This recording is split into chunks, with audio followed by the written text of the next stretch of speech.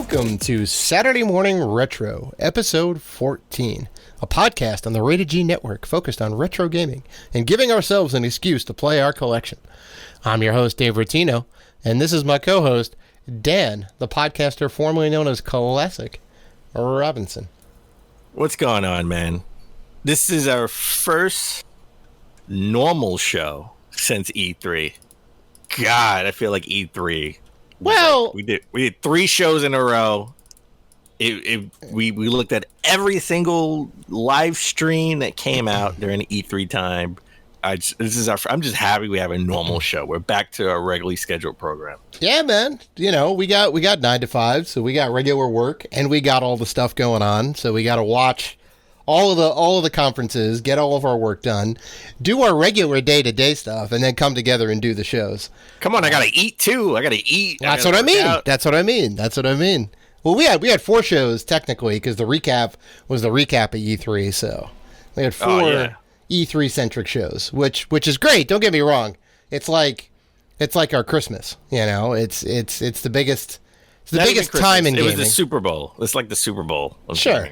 Sure, because we get to see all the new stuff that's coming out in the holidays, and then we get to be disappointed a couple months later during the holidays. It's a lovely time. We get to have no. As Dave would always tell me, we get to have a 9.5 or 10 rated trailer, and then the game comes out and it's like a 4. Oh, of course. More often than not, great trailer, terrible game. You almost never see terrible trailer, good game. What was the last, as a side note, what was the last game that we saw a trailer for at E3 that was like, this game is awesome, and then the game came out and it was trash on a Dave scale? I mean, We Happy Few? We Happy Few wasn't that bad. I mean... Okay. No. You said that wasn't awesome. All right? This is not a I'm going to defend this game because you're trashing it so much. This is a... All right. The trailer was out. It was all really cool. It had this 1960s mod vibe with England and this big drug outbreak. Yeah, the idea was great. It had Dishonored meets BioShock type of feel to it, right? Like yes, but execution was poor, not great. Oh, yeah. Not great. Yeah. So that's just to name one. I mean, there's been countless others. Oh, Balan Wonderworld, if you want a recent example. Okay, I give you that one. That was Balan Wonderworld. I mean, there's trash. There's no bones about it. It's not great. It was that's a terrible game. And I have the next gen version, and I paid full price. For it. It was. I don't know if that's. I don't know if you can actually consider it next gen because it's just. I mean, sure, it's on a PS5 and the Xbox, but yeah. I'm gonna say I have the next gen version. I don't care. It's terrible. It's still a terrible game, and it has the PS5 sticker on it. So there you go. A game that was debuted at E3 last year and came out this year, right? This year, and it did. It was terrible. I wonder if we're gonna and I wonder if it's gonna be one in our game of the half year. Balan Wonderworld? Yeah. Well, we'll see. Stay tuned.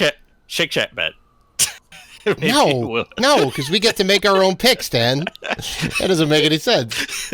But yeah, so stay tuned. Stay tuned for our picks of the half year coming up on the next regular episode. But this is their Saturday Morning Retro episode, Dan.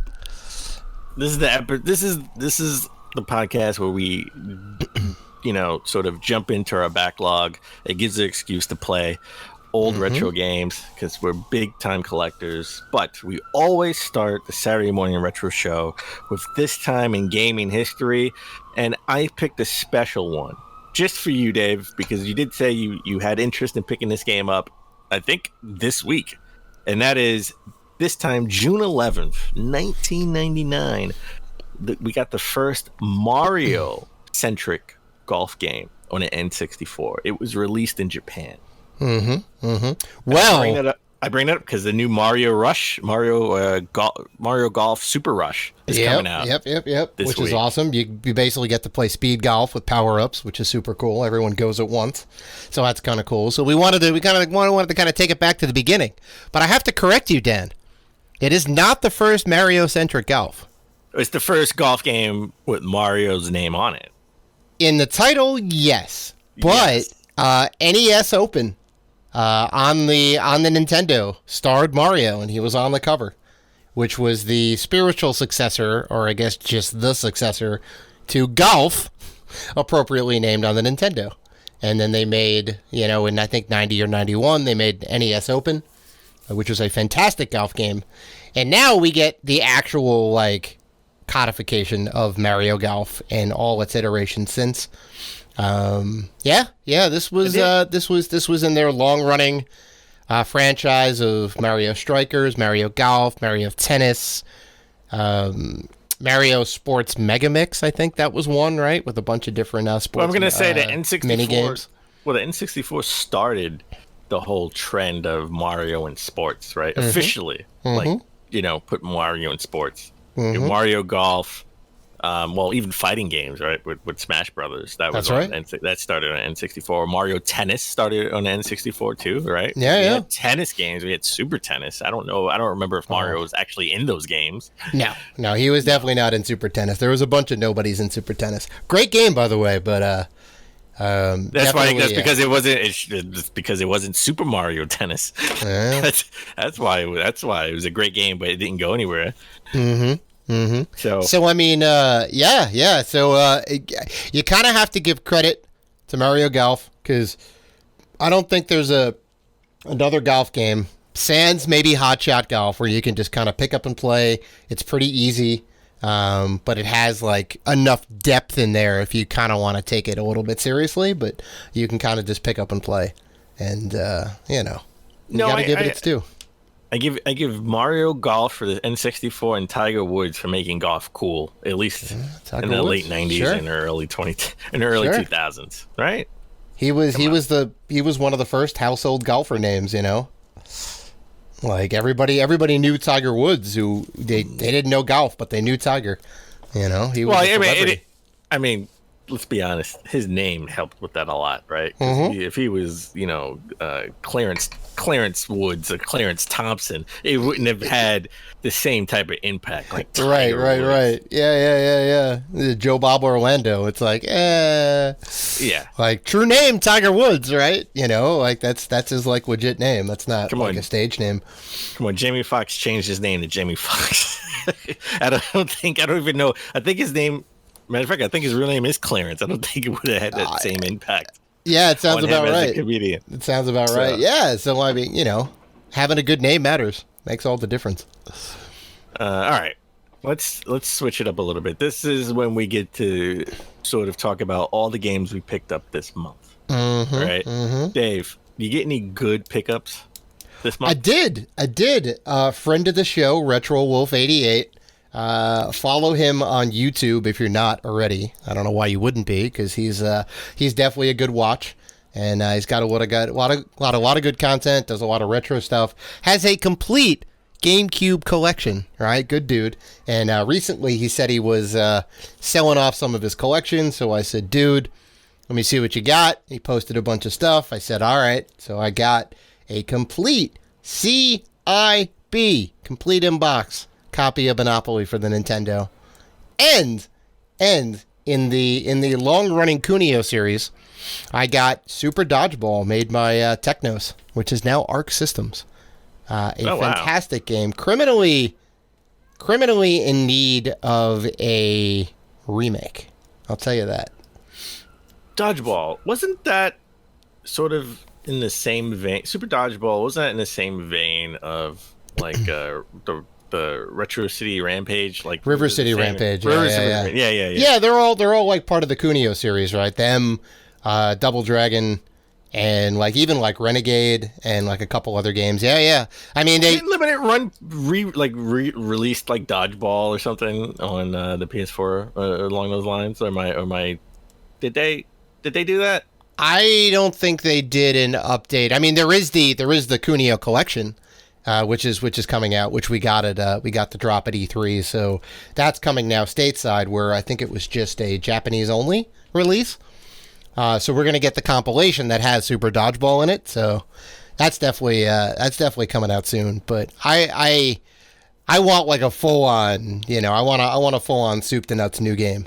You want a brand new game? I want a brand new game in the dodgeball franchise. Yeah, for sure. Okay. So those are my two pickups. It's been a little light this month. It's not about the quantity, it's about the quality. And these are two quality games right here. So I trade you those 2 games for Little Samson box. How about that? Sure. You're gonna give me a copy of Little Samson, and you can take those too. Done, Dan. Done. He's like, I got one game, but I got one of the Holy Grails. Okay. Yeah, I'll trade. I'll take Little Samson. So what do you got, Dan? I think you got some good ones this month. Well, these are all like birthday pre-Mexico trip pickups that I got. Right? Some of these are Lukey, right? Some of these are Lukey pickups or eBay pickups. I got Cosmic Carnage for the 32X. So now I have 7 games for the 32X. You have 1/5 the library. I'm not joking. There's only like 40 games that came out for it. So I got 7 games. Cosmic Carnage is one of the worst fighting games you can play. Like, man. It's the frame rate, the hit detection. It's so terrible. I had to buy it because you had to have it. Yeah, because I would have loved it, or I would have made myself love it if I had a 32X and I had this game growing up. So we talked about this. I think this was your sort of Saturday morning retro game that you chose maybe 2 episodes ago. Peacekeepers. I had to pick up Peacekeepers. I had to. We talked about it. Any game that I play that I have that Dan doesn't have, he's like, I gotta get that. Without fail. To be fair, Peacekeepers, any game that comes out on Nintendo Online service, I have to have. And I've had this in the cart for many months, and I just never pulled the trigger on it until now. And I pulled the trigger on it in large part when we talked about it at one of the episodes of Saturday Morning Retro. I thought the Japanese version was cheaper. The Japanese version is even more expensive. Yeah, which is something you never see. Like it's always the American version that's more expensive. I guess because there's more hardcore collectors in America. There's a lot more English-speaking people in the world, so that version is more desirable. And limited in how many they sold. They're out there in the wild as well. I suppose that's also true because the Nintendo, Super Nintendo, the Genesis, that era of gaming in Japan was much bigger than it was in America, I think. Right? So, yeah. So, I definitely had to pick up Peacekeepers. I got Gremlins 2 for the NES, and I love Gremlins, and I saw somebody play Gremlins 2 when I was a kid. I never got to play it, and I always wanted to play it. And now that I have it, it is stupid hard for no reason. The main actor from the Gremlins series said he was super excited that he was in a video game that he just couldn't play it because it was so hard. Yeah, he was just happy. He was just happy that he was in a video game. I want to say that guy's name is Danny, who is the main protagonist in that movie. You could be right, but he was super happy that he was in a video game. His 8-bit face was in the game, but he just couldn't play it because it was unplayable. All right. Another NES game I got was Hook. I have Hook for Genesis, which I think the Genesis version. I have the complete set of Hook. I think the Genesis version was better than the SNES version, but back in those days it would come out for the Genesis, Super Nintendo, and Nintendo, but the Nintendo version would be vastly different than its 16-bit counterparts. Right. So I got Hook for a good price. Just like you, I got Monopoly, but I got it loose because it was like 50 Lukey points, and I said, screw it, why not? So, what are you doing, Dan? You got to get the CIB version. Well, I got Monopoly it for man running on the cover. I got it for the FREE version. It's free. I didn't pay anything for it. Yeah, how did you get those? How'd you end up accruing those points again? We're not gonna get into this discussion. Yeah, exactly. We're not gonna get into this discussion. Exactly. Yes, because I'm gonna bring up some other points, and we're never gonna get to the retro games. I'm just asking how you got those points, Dan. That's all I'm asking. They were always there. They've been sitting there for the yeah. Lukey yeah. just gave them to you out of the goodness of their heart, and not because you've been buying games for the last 5 years. Lukey's is a good company. You should try it. Okay, maybe they'll give you some points. I bought a ton of stuff off Lukey. I have points because I bought a ton of stuff off Lukey.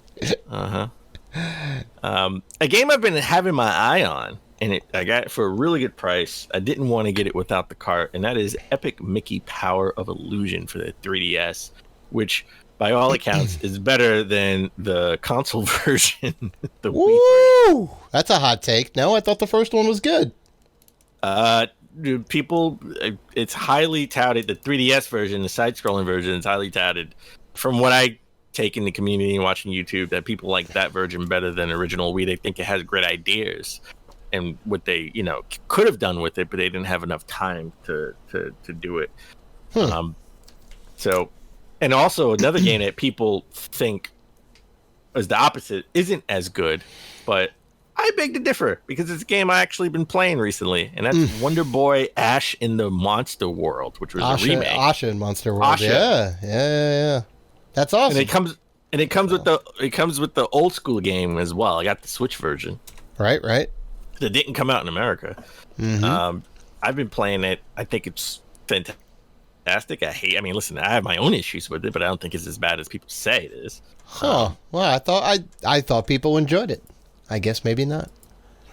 Well, I'm not saying I think it's like a 4 out of 5. I mean, people have given it like a solid 6 and 7. You mean out of 10? Yeah, out of 10. Yeah. It's not like a 5 or 4, but okay. I kind of enjoy it. A game that I think I played it last year because it came out. It was part of Microsoft's sort of, instead of E3, they had a bunch of demos of games you can play from different indie studios, and that's Kaz in the Wild Mass, where it's sort of an old school throwback side scroller where you play as like a rabbit and you have different masks to give you different abilities. So it actually released. It has a physical edition. I had to pick that up. I didn't pop it in yet because I've been playing, Wonder Boy Ash in the Monster World, but I definitely want to get back to that. Did you play the demo? You did, I did right? Play that. Okay. Yeah, I played the heck out of that demo. Yeah, I gotta tell you, you weren't all about it. I wasn't crazy about it. No, I was like, this is it's fine. I didn't hate it, but I also didn't love it. I think you hated it, Dave. No, I'm trying to be fair about it. It was okay, but it wasn't like Fable bad. Nothing's Fable bad because Fable's an amazing game and amazing franchise, but we're not going to get into that. That's why it's never in anybody's top 10. Well, not on yours, but it's not in anybody's top 10. It could be in anybody's. It's never in anybody's top 10. Metroids, Mario's, Donkey Kong, sure. Yeah, Super Mario Brothers 3 is not on anybody's top 10. It's always Super Mario World, but I digress. Yeah, that's perfectly fine, but you won't see either of those games next to Fable. Because those are quality games. Listen, if you're a retro gamer out there and you like Fable, the original Fable game, more than Super Mario Brothers 3, please hit us up. We need to talk to you. You need to come on the show. Automatic guest on the show. I'll out the red carpet. I will fly you out to New York. I'll take it a show. Wow, Dan Robinson he is being recorded right now. This is going up in the episode. He says he will fly you out to New York. I didn't say that. Dan is gonna pay for you to come out here on your own dime. Dave is gonna pay for your steak dinner and put you up in Airbnb. No. So to be honest, I'll take it a step back or a step further, however you want to call it. I want to talk to somebody who legitimately enjoys Fable and will come on the show to debate and defend why it's a good game. I would love to have that discussion. Tell Dave why there are inherent flaws in that game, and that's what the problem is. I don't care how great the graphics are. I don't care how great the sound is. I don't care how whatever. If you have inherent gameplay flaws that are core to the game, you do not have a good game. I'm sorry. It is flawed. Just like any Final Fantasy game. But no, Final Fantasy games are great, man. back on track. Mm-hmm. Another game that you had for a Saturday morning retro pick, and I honestly wasn't going to pick up this game, but I found it super cheap, and I said I'll pick it up, and that is Flipnik for the PS2. Yeah. It's only like a $5 game, if even. Yeah. It's in pristine condition, so I had to get it. But it's great. Go back and listen to, I don't know, episode 8, 9, or 10 maybe, where I reviewed Flipnik. It is a great game, man. It is a pinball game with a twist. Yeah, big twist. Different settings. I think the settings really bring to the, it was the first game that was like a pinball game that had like totally different crazy settings that they actually put time into. Right? Yeah, and there's like little mini games that pop up, and the levels open and expand as you play. Like, it's really cool. I got the Pirates of the Caribbean for the PS2. Mm-hmm. I think this is one of the first times like the Pirates of the Caribbean for the PS2 and the game that came out for the Xbox, totally different games. Because the Pirates of the Caribbean game that came out for the original Xbox was like legit, like boat. You're on the boat and you're doing the high seas travel. The high seas travel, where this was sort of like first person story, full story on story mode. Weird. Okay. Yeah. That. I figured that by that point, that was kind of a vestige of the Nintendo Genesis era. Right, where you'd get different versions of the game. Huh. Okay. I bought the original. I bought Pirates of the Caribbean for the original Xbox, and it was totally not what I expected. I expected it to be this game, which now I have for the PS2. Right. And the final pickup I have is the Unholy War for the PS1. I thought this was the most interesting game for the PS1 that I've ever seen. So it's sort of like a tactical battle, tactics style game that turns into freestyle all on fighting fighting game. This is what Archon is. Really? Yeah, okay, this is what Archon is. Archon is a little bit set up more like a chessboard, and the pieces are chess-like, but it's essentially the same style of game. Right? You got to put them into position to take over the different towers or whatever, and then you do the head-to-head combat. Yeah. I like the name. I sort of like the art style, and most importantly, for any collector who has a big enough collection. I mean, over 100 to 200 type games for a certain system. The name starts with with U, right? Unholy War. Yeah. It was easy to slip in. I didn't have to rearrange everything. Right at the end. My PS1 collection is pretty tight right now. I have like almost 300 games. It's pretty tight. I don't have to move everything. I understand your plight, Dan. I have a couple games that are in the middle of the alphabet that I don't want to squeeze in. I'm like, you just got to do it. I know. So, Dave, we haven't had this segment in maybe 2 or 3 episodes. We're bringing it back by popular demand, our Triple R series, which is where we pick a game and we say, do we want to remaster, remake, or recycle an idea from this game? Dave, what's your Triple R this month? I have got, this is it. I think we're going to have to retire the segment after this, because I have the game to end all games for the Triple R.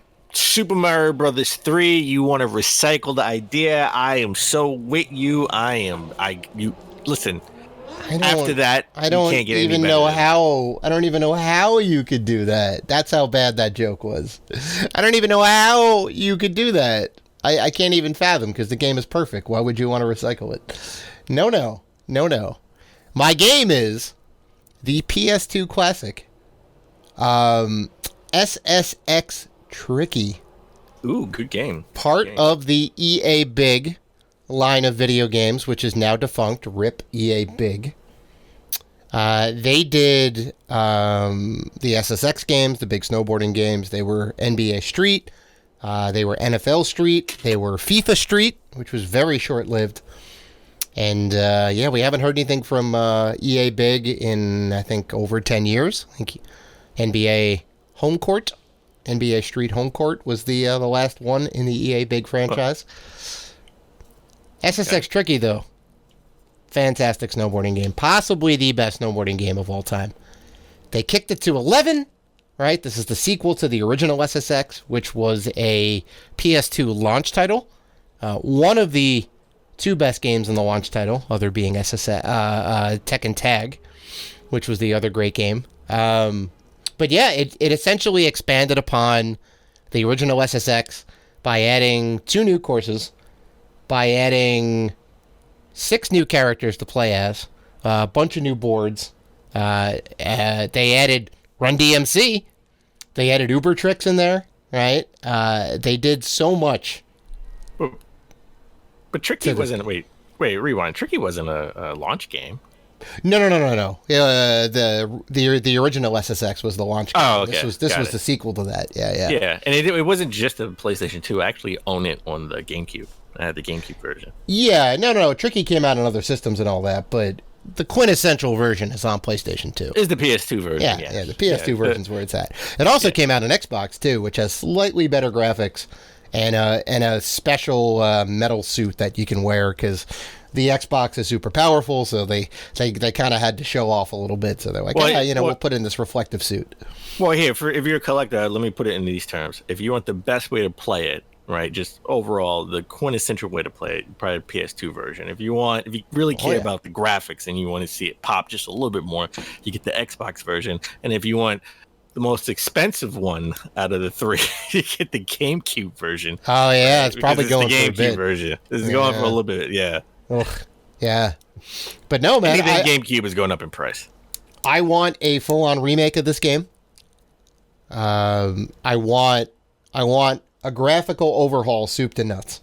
That's really all you have to do. Maybe kind of tighten up the gameplay a little bit, right? Fix the fact that you can hook onto railings and glide. And instead of putting Run DMC, you put Cardi B or something in it, right? No. You want Run no. DMC? You gotta keep the classics, yeah. All you gotta do. They may not be able to afford it. All you gotta do is update the I think they'd be able to afford that over Cardi B. I think Cardi B is gonna fetch a pretty penny, and you can't, because if you're gonna the reason Run DMC is so quintessential is they use their song Tricky. Every time you do a tricky trick, right, it does its trick to rock or rhyme, and it surprisingly never gets old, right, until you build up your meter. So yeah, man, I want a remake, soup to nuts. Just need to redo the graphics, fix the controls slightly, fix the fact that you can grind upside down on rails. I don't know why they didn't fix that. And you don't want. So you want them to just skip remaking the first one. You want to go straight to the second one and call it SSX Tricky Remake. I mean, it's the deluxe version of the original, right? There's nothing that's in the original that's not in Tricky.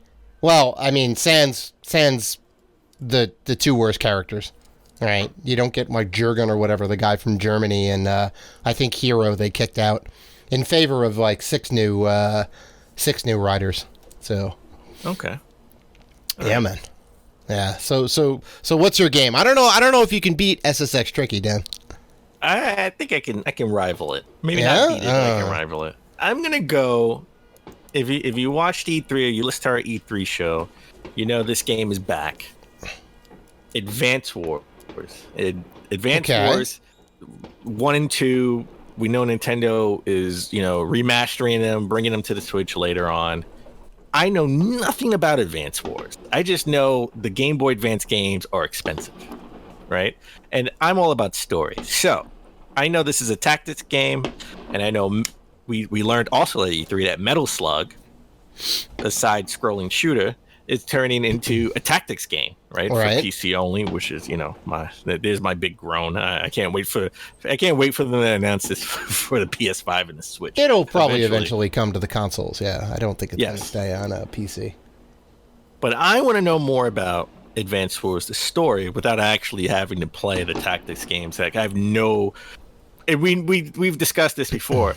You have to for me to get into one of these style games, I need to be in the lore. I need to know the IP, like Gears of War, Mario and Rabbids, right? Those, I'm into the lore. I'm into the characters. I'm into the IP. So I'm going to get into the game. I'm going to definitely give it a good try, and I can't wait for the Rabbids 2 to come out.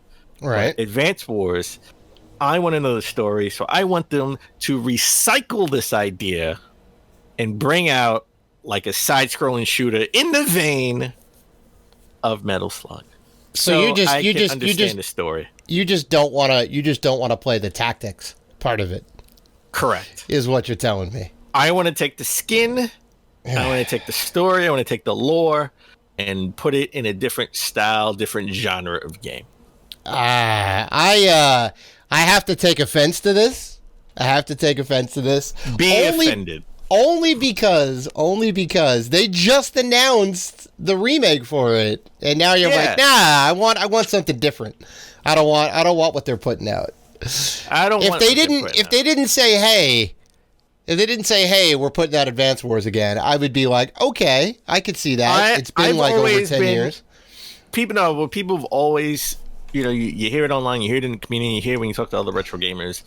A lot of people liked Advance Wars. Like, that's why it was such a big deal when Nintendo brought it back. Oh, it was fantastic. It was a great tactics game, yeah. There you go. And I don't feel that for it, and I want to. I want to at least say, oh, man, they're remaking the first two Advance Wars games. I'm never going to play, but I have can you played them? Well, you haven't even played them yet.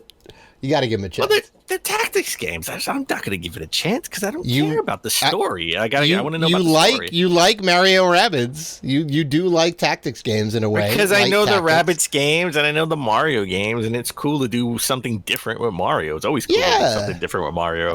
Regardless if it's in tennis, golf, Smash Brothers fighting, right? Or in a tactics game where he has a blaster. So I can understand that. But this, I want to know Advance Wars. I want to know the story. This is something that Nintendo, the last Advance Wars games was in the DS, right? Yes. Yeah, Advance Wars Days of Ruin. Yeah. Which kind of switched things up a little bit, and fans were not really that happy about. But the first two Advance War games on the GBA, lauded. They're up there, like top of the top. And I want to get into the story, just like off the top of Fire Emblem. Right, they did a Fire Emblem style Muso game. All about it, and I was all about it, and that was my first foray into Fire Emblem. You played it for like 2 minutes, and then you put it down. I played it for 2 hours, and I liked it. And then you put it down. Exactly. That's it. And I own because it wasn't that great of a game. I owned the Switch version, and I owned the 3DS version, I think, as well. So that's what I want. That's what I want. I want what I want. I understand. So on that note, let's take a break. And when we come back, we're going to, jump into our backlog. And we're going to talk about Call of Duty Black Ops 2. And we're going to talk about Wipeout.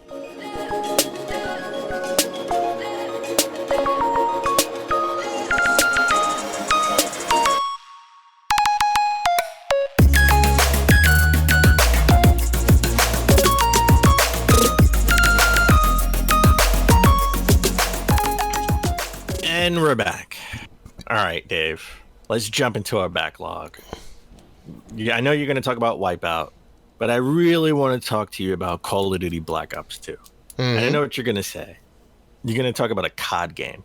And yes, you know why? Because this is the game I played on the WiiU. Oh, well, now it's exciting. I'm going to tell you why you should give this game a chance. Okay. All right. Sell me on it then, because I don't know. I wouldn't have picked up the Wii U version off the shelf. Right. I would have gone. Everything being equal, would have went with the PC version. Right. If I had everything. Wow. Everything being equal, I thought you would have said 360.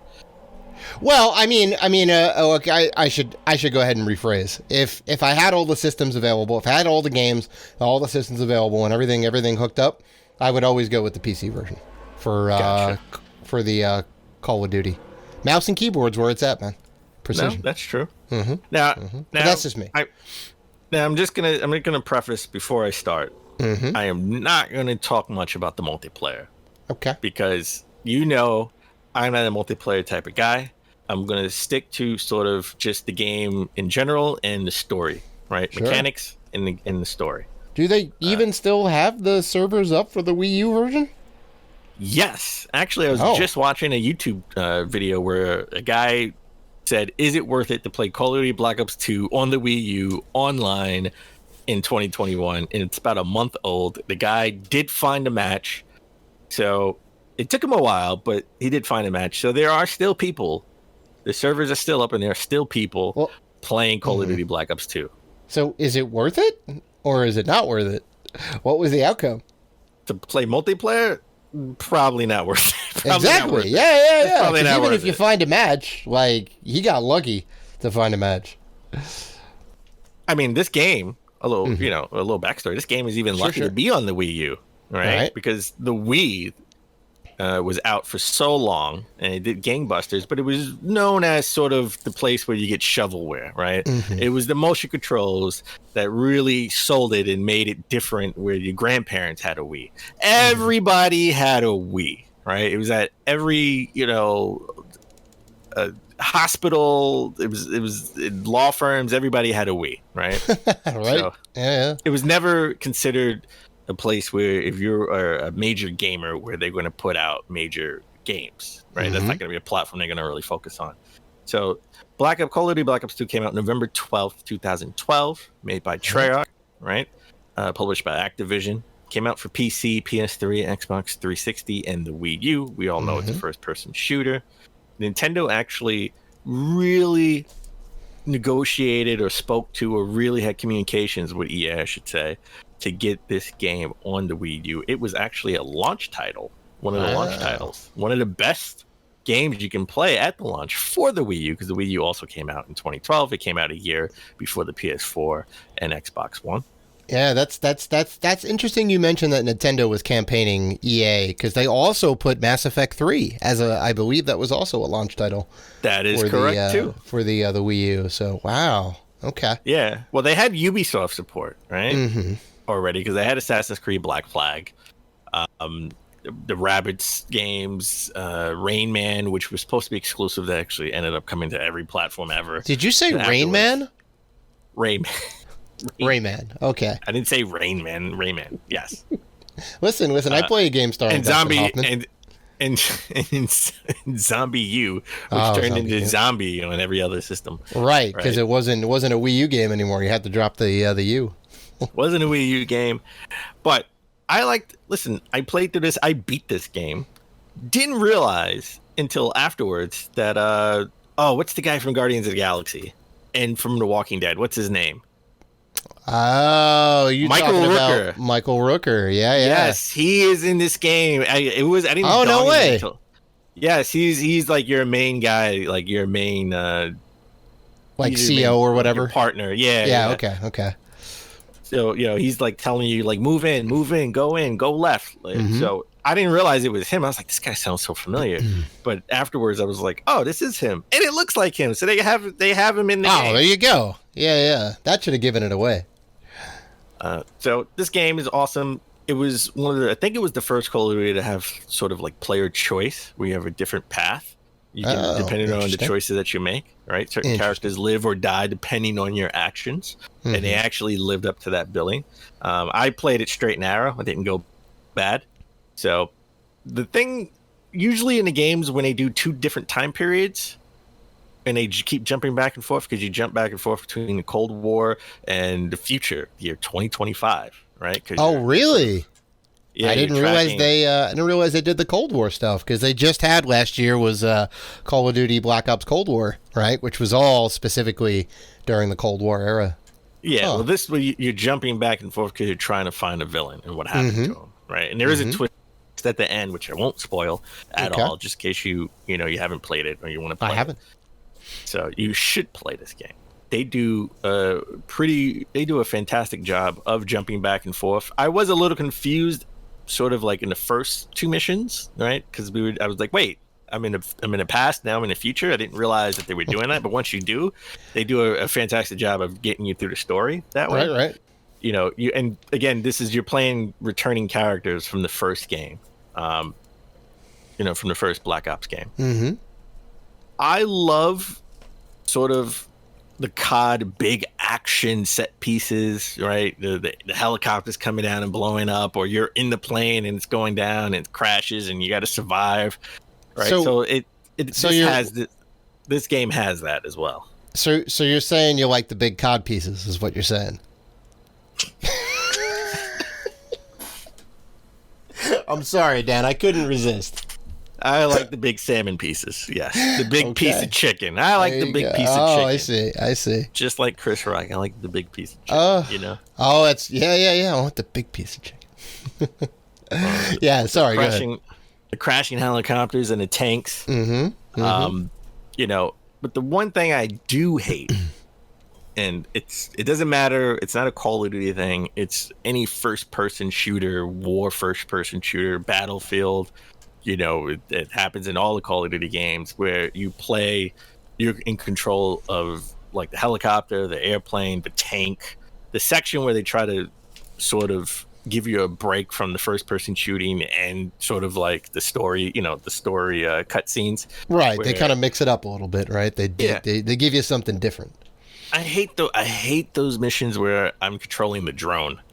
Those drive me nuts. Right, because it's always you're the drone, and it's a million bullets, and you know, I'm playing Call of Duty because I want to play a shooter. I don't want to sit here and play Ace Combat, right, where you're flying in the air, and you're in a drone, and you got to get to a certain area. Those I always sort of just put the controller down and go away for a minute and come back when I'm really in a mood. I got to get past it because I want to move past it really quickly so I can get back to the first person shooting. Is it a matter of the sections not like the gameplay not feeling well, or you weren't? The gameplay, at least in this game, the gameplay was fine, right? They had a section where you're controlling a robot spider. I won't give that up because that's also sort of I don't want to spoil anything on that note. Okay. And that was fine, but to me, it's no need for these things. Just give me more of the game. Like Spec Ops, right? I got more of the game. The story made it interesting. Mm-hmm. I don't need these little gimmicky things where I'm controlling a helicopter. I got to control the airplane. I got to control the drone. I got to control the tank. I don't want any of that stuff. Sure. Personally. Okay. That's a personal taste. The gameplay is like any other Call of Duty game, modern Call of Duty game. The shooting is fantastic. Shooting is top notch in all Call of Duty games. It's Black Ops 1. Well, Black Ops 2 is where actually the controls of a first-person shooter are really modern, where you didn't have to think compared to, I think Black Ops 1 was that last Call of Duty game where like R1 was like shooting, right? Where not the trigger, the trigger button. Mm-hmm. They haven't quite worked out the, yeah. Yeah, but Black Ops 2, like any other shooting game you have out right now, same mechanics, perfect, spot on, no issue with it. The biggest thing that I was looking forward to trying when playing Black Ops 2 was playing this on the gamepad, because they made a big deal about it. There was no difference, honestly, no big difference in the 360. I'm staying console, I'm not going to go PC. The PS3 360 version from the Wii U. Other than the fact that, the texture can pop a little and the frame rate dips every now and then, but you can play on the gamepad. So if you're doing co-op, you can just be looking at the screen and I can have the gamepad. Or if you, like any other game on the Wii U, if you want to watch TV, I can play on the gamepad. When we started this show, I still had Black Ops 2 on the gamepad. Before we started recording, and I was playing on a gamepad. So hold on. So it doesn't utilize the gamepad as like a second screen or like a tactical map or anything like that? Well, you can look up your weapons. Okay. If you don't want to use the gamepad for gameplay, gameplay, which I couldn't do it. It's not the best. Maybe, in 2012 me would have loved it. Like, this would have been like a novelty. Like, oh my God, I could just play on a gamepad, because we didn't have that before, right? It's like playing Call of Duty on the go on the Switch, which we still don't have a Call of Duty on the Switch to this day. Oh, yeah? We don't have a Call of Duty on the Switch. We need it. That's fair. Yeah. But now I just couldn't do it. Like, I had to look at the screen. I just had to look at the screen, especially when you want to shoot precisely and give like headshots, right? When I'm trying to snipe people, I just couldn't look at that small screen, because a lot of levels, at least maybe I think it's from the level design, like a lot of levels are dark, right? You're at night in the forest. I really need that bigger screen so I can have a better view of what I'm trying to scope. Sure. And you need the level of detail to see all the things in the dark too, right? The Wii U screen is good, but it doesn't have the best contrast ratio, right? So. Oh yeah, no, it's no Switch, right? Even that's not the greatest. Exactly. Yeah. So I mean, like at this point, like gameplay wise, is there any benefit to playing the Wii U version over the 360 or PS3? I mean, if we're gonna play together, if we were gonna play co-op, I would say the Wii U version, because instead of being split screen, you can have the whole screen, and I can have the gamepad, or vice versa, right? We can have all that real estate to ourselves. We wouldn't have to have split screen.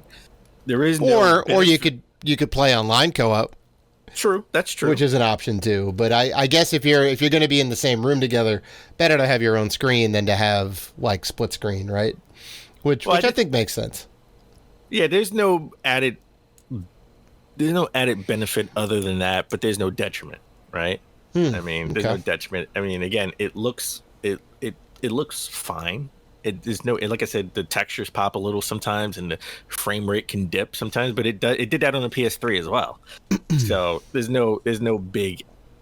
I want to say there's no big detriment to it either way.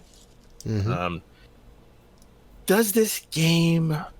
I want to say one of the other things I didn't like, and again, this is just from a personal standpoint. I hate the defend missions, right? And they only had one in this game, which was fine. But I hate, just let me go in and capture someone. I hate when you got to defend someone. You were going hard on the run and gun. Just let me get in there and kill them all. You want to be Rambo. That's what you want. I just want a new Rambo game with a squad. That's what I want. No. I mean, does this game hold up? Is the biggest question you can ask, and I'm gonna say and does 100, it? I'm gonna say 100%. It does, because you don't have to. The muscle memory you have from a first-person shooter already applies to this. Sure. Right? Like I said, the original Black Ops had a different a controller scheme, right? Where this is what you know already automatically. Don't have to learn it. It's right there in your muscle memory. And the story is fantastic. I'm trying not to spoil it, because I know you hate that, and you hate spoilers. I'm impressed. You haven't spoiled anything about the story. All I know is that it takes place in the Cold War and also in the near future. To 2025. And they do have more realistic, like, in the future, they do have like more realistic type of weapons. It's nothing too outrageous. It's more down to earth. I could see this being, a possibility, something real. We'll see in 4 years if these weapons actually come to fruition. Right. But it's certainly a possibility. Yeah. Yeah, it's nothing out of this. It's nothing out of this world. It's no jetpack and I'm Iron Man, right? Like in space or anything like that. So you're giving a thumbs up to the Wii U version. Play it. Okay. I would say play the Wii U version. So I looked up Metacritic, because it was around during the Metacritic days, obviously. Metacritic got an 81 on Metacritic, where the user score was 69. Now, I don't know if that's, are people review bombing this for any reason, or maybe people just didn't have the Wii U versions. I feel like there's not a lot of Wii U reviews. More 360 and PS3 and PC. Well, IGN gave the Wii U version a 93, where a Eurogamer Sweden gave it a 30. I don't think it's that bad. Okay. I don't think it's that bad. They just think the gamepad sort of ruined the experience for the game. By the way, you can play this game any way you like. You can use the nunchuck and the Wii remote. You can use the gamepad. You can use the Pro controller. You can use it any way you want. Wow, interesting. Why you would use anything other than a Pro controller, I have no idea. Idea. Listen, you're already playing the game on the Wii U, right? You've already made some questionable decisions. So, what I would say, if I had to give it a rating, I'll give out of 10. What are we talking? I'll give it an 8.5. I say play it, and play it on the Wii U. If you're a Wii U owner, or you trying to get into collecting the Wii U, this is a great game to have and play on the Wii U. It's one of the best games on the Wii U. That's not from Nintendo itself. And this game is not expensive at all. If you want a complete box, Lukey has it for $29.47.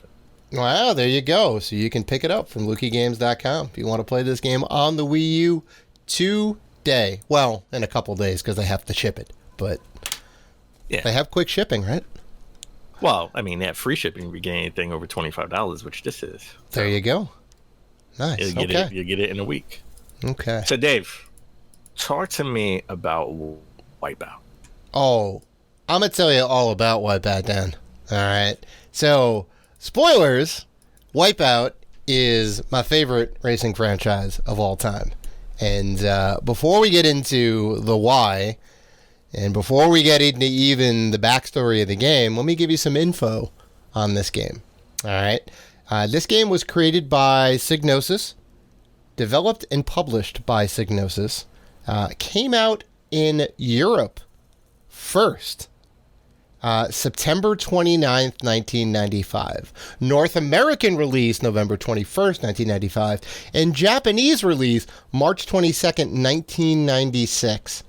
This is one of the first and only times that you'll ever see a game that's released in all three territories and released in Japan last. Usually it's the other way around. Comes from Japan, goes to North America, then goes to the European countries. All right, so that was kind of interesting. This game came out on PS1, Saturn, and the PC. This is when the Saturn was still kicking. It came out for the Saturn too? The original? Yes, it did. Yes, it did. I believe the first one and possibly Wipeout XL. And then the Saturn kind of went bust, as we all know. But it is a high-speed, futuristic racing game in the vein of F-Zero. And I played this on the PS2. I played the PS1 version via the PS2. So, like I said, Psygnosis, right? They're also famous for the Lemming series, among other games. They made a lot of Amiga games. And they made this for PlayStation, all right? And, well, I actually thought this was an F-Zero game because this came out in '95, like you said. Yep.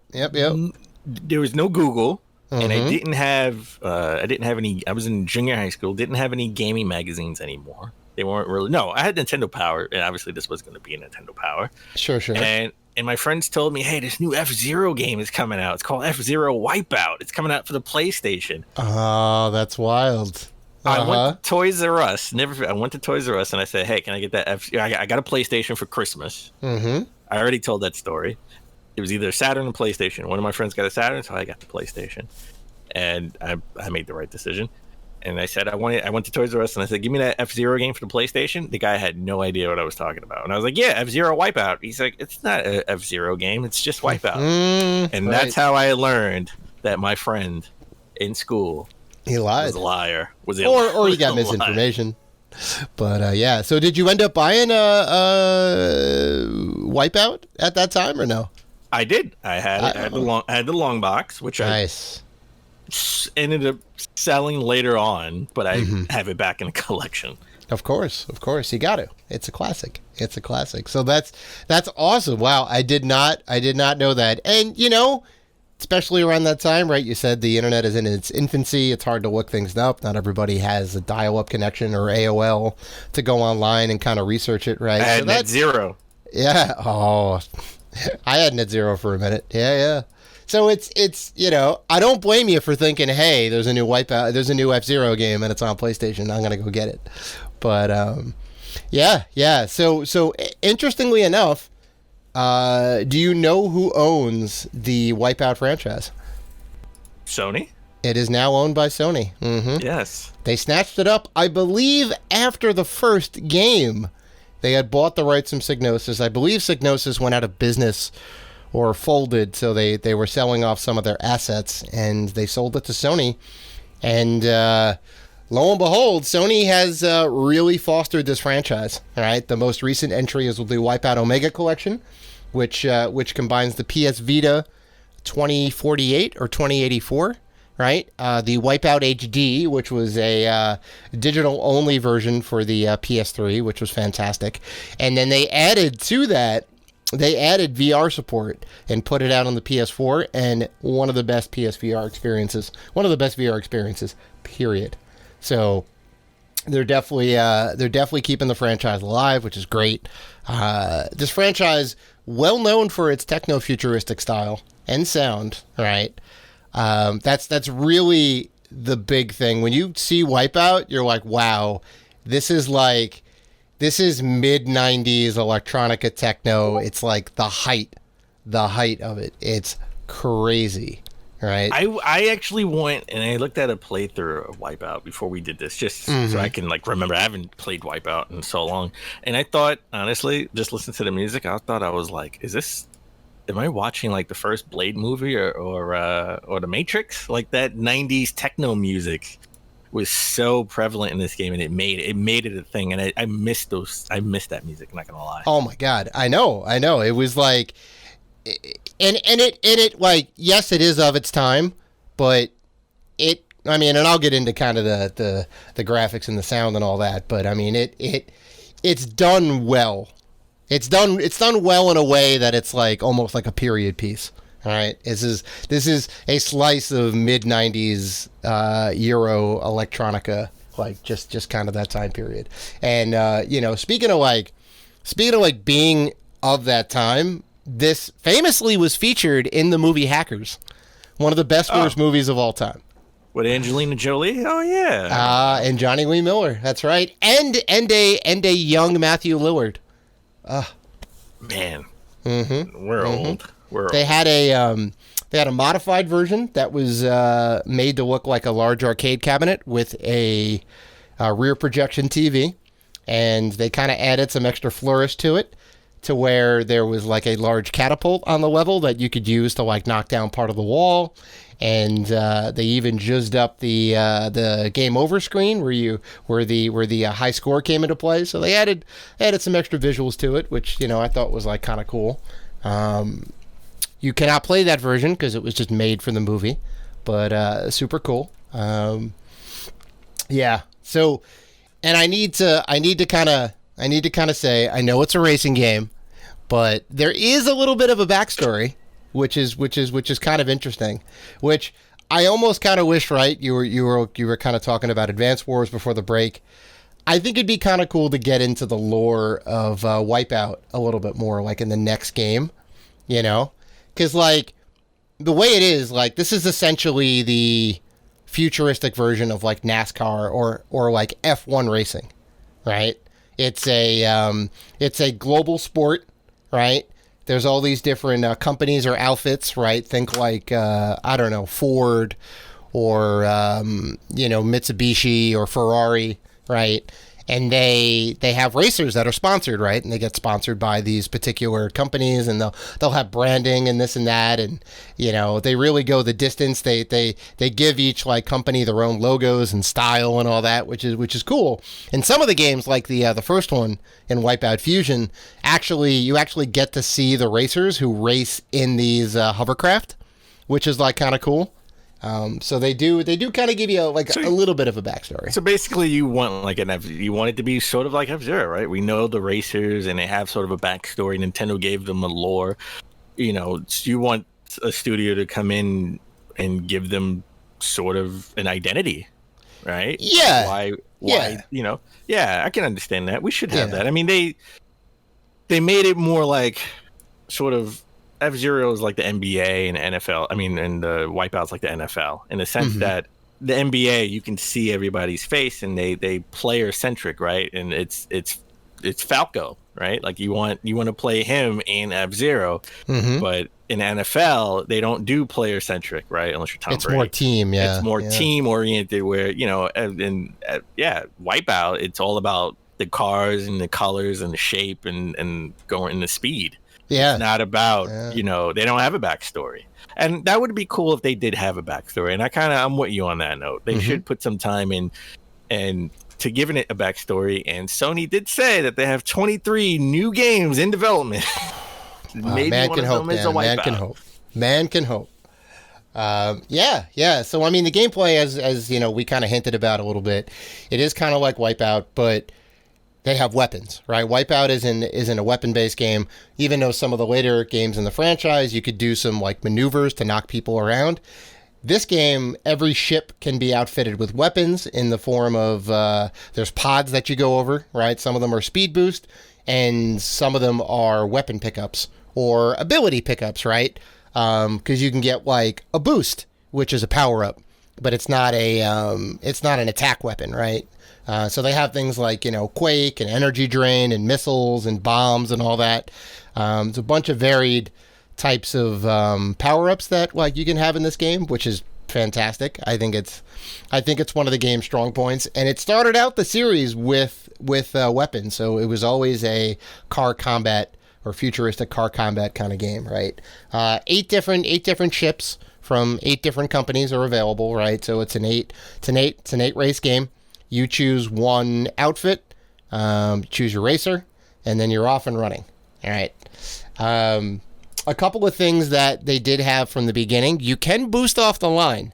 All right, that's kind of a thing in some non-realistic racers, right? If you hit the button at the right time, you can kind of get a boost off the line. So they kind of stole that from Mario Kart. I think Mario Kart really kind of solidified that.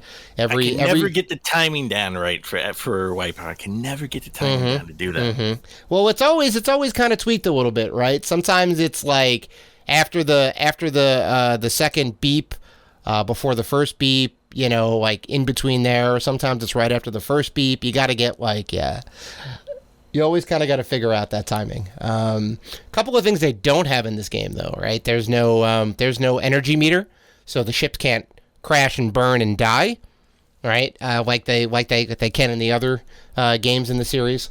And they also don't have tricks, right? Some of the later games, if you go off a ramp, you can do spins and flips to get a boost. You almost kind of need to make it to the head of the pack in some of the higher difficulties. But yeah, it's pretty solid for what it is. The granted that it kicked off the series. It started in 1995, so you got to kind of judge it within that time, right? That was the time of like Ridge Racer, right? That was the time, I guess it was a little bit after F-Zero came out, right? It was the birth of 3D racers, right? We didn't really have any Ridge Racer sequels. We definitely didn't have Gran Turismo at the time, right? We barely had the Need for Speed series. I think that was pretty brand new at the time. So, but yeah, a couple of notable things. It was one of the first, if not the first, game to support 2-system link play. All right, if you remember, on the back of the PlayStation, they had the link port where you could hook up the 2 PlayStations together. Oh yeah, I never did that. This game supported it? Wow. Yeah, I mean, who would? Because you need 2 PlayStations, 2 TVs that are close enough to each other, and also a link cable, as well as 2 copies of the game, right? So basically a demo unit at E3.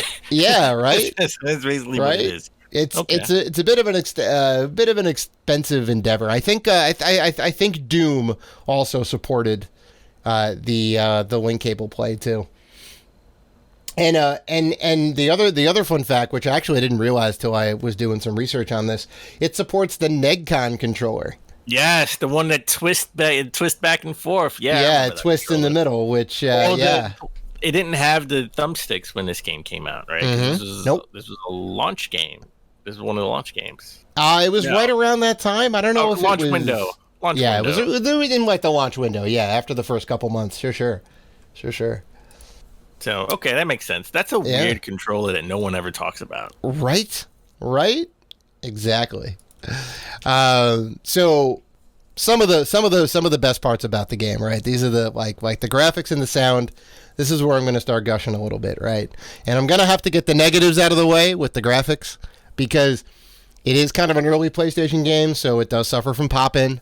Right, and there is a lot of clipping. That brought to the charm of the time, right? Like, nobody will understand it now, because everything looks so realistic. We just, like Forza Horizon 5 looks like Mexico 1-to-1 kind of, right? It's so realistic now. But back then, I mean, we went from 8-bit to 16-bit. And then once we saw this, I thought the graphics are never going to get any better. Like, it brought to the charm. I thought at the time you can overlook it, but no, it's definitely not charming. They could have done better, and they did do better in Wipeout XL. They really kind of smoothed that over. I definitely wasn't a fan of the pop-in. It kind of like took me out of the game a little bit. But all that being said, they do have a good presentation. All right, everything's kind of packed up nicely. They have really cool like art direction in the game. All like the ships are modeled nicely. Everything's got a texture on it. It's not just flat polygons, right? So that's like kind of cool, because some of the games around the time, even like Final Fantasy VII, had a lot of flat shaded polygons, right? They didn't have textures on them because they just, they couldn't. But yeah, I mean it's still pretty cool. All of those things aside, I think it's nice. The levels are all distinct in their own way, right? There's 6 different tracks with one hidden track that's on Mars, right? Because you end up playing around the globe in 6 different destinations, like Canada and wherever else. So they're all like fairly distinct. You play in the you play in the snow, you play in the desert, you play in the jungle, right? They really kind of mix it up a little bit. The sound in this game, and specifically the soundtrack, the music in this game is really the thing that sticks in everybody's head. We kind of mentioned it before about getting into the heyday of the 90s and the big kind of electronic boom, right? When everyone was kind of spinning records and twisting knobs and all that. Like it was peak. It was peak electronic era right then. And they have some great music on this soundtrack. Tim Wright, aka Cold Storage, he did the bulk of the songs for this game. And if you play the US version, which I did, it is all Cold Storage. The UK soundtrack does have a couple extra artists like Left Field, Chemical Brothers, and Orbital, which quintessential electronica. All right. Now they did put a CD version of this out, right? You could buy a audio version of this game, which did have, well, depending on the version that you got, may or may not have had Cold Storage on there, right? They put out a CD version that had a lot of other techno artists and electronica artists, but didn't have Cold Storage, right? And they were really good songs, right? Cold Storage, I don't know if he necessarily made music before Wipeout, but he did make music for Wipeout, and it was fantastic. So fans were a little bit upset about that. And this kind of trend of the soundtrack, the electronic soundtrack, continues to this day, right? It's all electronica and drum and bass, right? So they're really kind of like sticking to that, and I think it's awesome, right? We don't really see a lot of games with that kind of soundtrack anymore because it was like kind of from a time, but there's these artists, Chemical Brothers is still kicking, they're still making music, and it's fantastic. So, and that, that's really the highlight, right? Tight controls. The controls are on point, right? So, which is key in a fast-paced racing game, right? I disagree wholeheartedly. This is one of the worst games in the franchise, the first one, and I think it's because of control. You have to be perfect in this game. You can't hit the side. As soon as you hit the side or hit a corner, you slow down completely. That happens in all the games. Yeah. No, but it's worse in this game. The first one, you have to literally be perfect and precise and memorize the track. You have to memorize the track. You can't play this like Mario Kart. Well, sure. That's how racing games go. Like sure, it's a little bit rough around the edges for sure. I will give you that. But I thought the controls were a high point. I thought it was hard to control the game. I thought it was hard. I mean, especially with no thumbsticks. Like you're using it with the D-pad. Yeah. So I'm gonna go ahead and give you a tip. You gotta use the shoulder buttons, because the shoulder buttons do the tight turns, and that'll kind of like if you hit like the right bumper at the right time, you'll turn into the like the hard turn and be able to make it. It takes a little bit to get used to, but that's a key, especially at the higher speeds.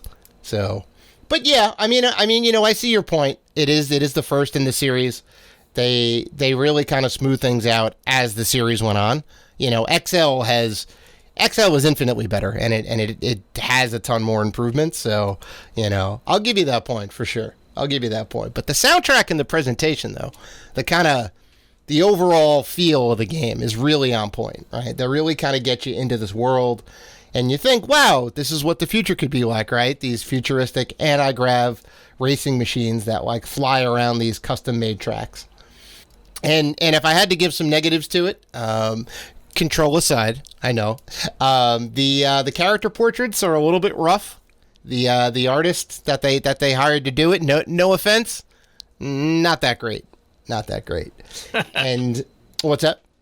No, I just laughed at it. I mean, I remember it's not great. Yeah. Whenever you won like a race, there like the whole leaderboard, and it had like this picture of some crazy lady, from the 90s, kind of looking crazy techno lady with a making a weird face. Yep. And it made no sense, but whatever. Yeah.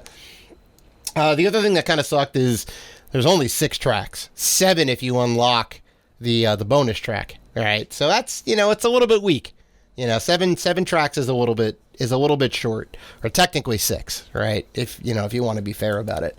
But they definitely improved that as the series went on, more and more tracks. So, and I guess if you're gonna ask me, Dan, does this game hold up today? And I think you will. I'm gonna say yes. This game 100% holds up today. No way in hell. That's why I wasn't going to ask you. There's no way this game holds up today. I say, if you want to play Wipeout, play any game but the first one. Well, it's still a playable experience, though, right? I'm not comparing it to the other ones in the series. I'm comparing it to itself, right? Did I have fun playing it? 100%. Are the controls good enough to like play it today? Sure. Yeah. Are there better ones in the series?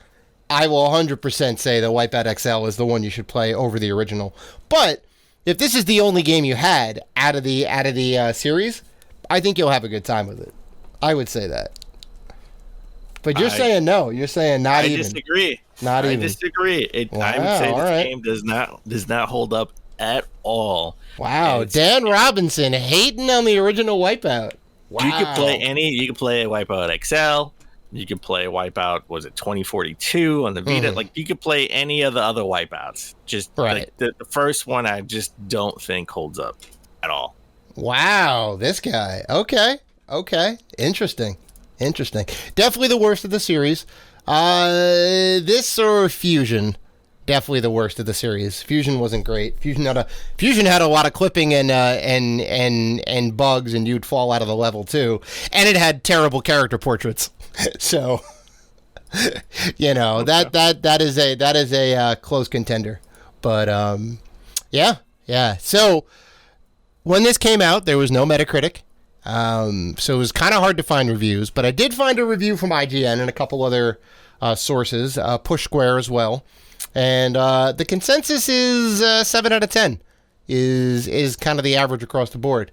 They said it was good, it was fun, but definitely suffers from pop-in, definitely has the clipping issues, right? And it's a little bit lacking in terms of the variety of levels that you could play. So, yeah. Okay, but the most important thing is, what would you score it? I would give this a 7.5. Wow. Yeah, I think that's fair. I think you're speaking out of nostalgia, and you're being very generous. Well, no, because I didn't actually play this one back in the day at the time. I started out with XL. I know, but I think you have googly eyes for Wipeout. No way. I mean, yes, but I'm coming at it objectively. It's right up there with Final Fantasy. Yeah, but Final Fantasy is objectively great, though. So, oh, God. All right. Give me Fable. Well, you don't like Final Fantasy. That doesn't mean that it's not a good game. And you don't like Fable. And you don't like Fable, but it doesn't mean that's not a good game. It's got objectively broken gameplay. All right. That's why I don't like it. It's not a personal thing. It plays great, but I disagree. I disagree with the score. I just think even when I played it, when Wipeout came out, I was enamored with what it could be, not what it was. I was like, oh, I can't wait for the second one. Well, it got there. You know, it got there with 2. 2, I think, is one of the best in the series. But yeah. I 100% agree with that fact. I can't say no to that. 3 was also very good, and obviously the new Omega collection is fantastic. But if you're new to collecting and you want to start an original PlayStation collection, this game is not that expensive. It all depends because there are 3 versions of the first one, right? Yeah, like, you want to get the Saturn version. Yeah, well, 5 if you count the PC version. Yeah. So you want to get the long box or the CD re-release. Those are the cheap ones. They made a variant just with a different cover. There's nothing else different about it, which is very expensive. But both of the other ones, you can get the long box one is on Luki Games for I think $42.77 right now. Right, goes for about $40 or so on eBay if you want to kind of roll the dice there. Pretty easy to get. Is a very popular game. It's sold really well. Copies are out there, so easy enough to get. Yeah. Okay. Mm-hmm. Well, there you go. You can add 2 games to your collection. You can start off with the Wii U and get Call of Duty Black Ops 2. Definitely one of the best games for the Wii U. Or you can get the original Wipeout series. I suggest you get the long box because I just like the Wipeout long box for the PS1, like that version, because they have so many different versions of like the long box. You had the plastic shell, you had the cardboard. Yep. But you had the cardboard that sort of like pulled apart, like a jewelry box, and you had the cardboard that swung open that was still connected to each other. Like I hated that one. So the Wipeout one, I think, still actually, if you look at all the long boxes I have, the Wipeout box is in the best condition out of any of the other boxes. Fantastic. So all right, I think that's going to about do it. That's episode 14 of Saturday Morning Retro in the books, folks. And if you want to interact with us, and we know that you do, you can find us on Facebook, Twitter, Instagram, and YouTube at Rated G for Gamers. Also, we are part of the Gaming Podcast Alliance. Check out all of the fine podcasts featured on there if you're looking for more gaming goodness at gamingpodcastalliance.com. So, please listen, like, rate, review, and subscribe. And as always, keep gaming.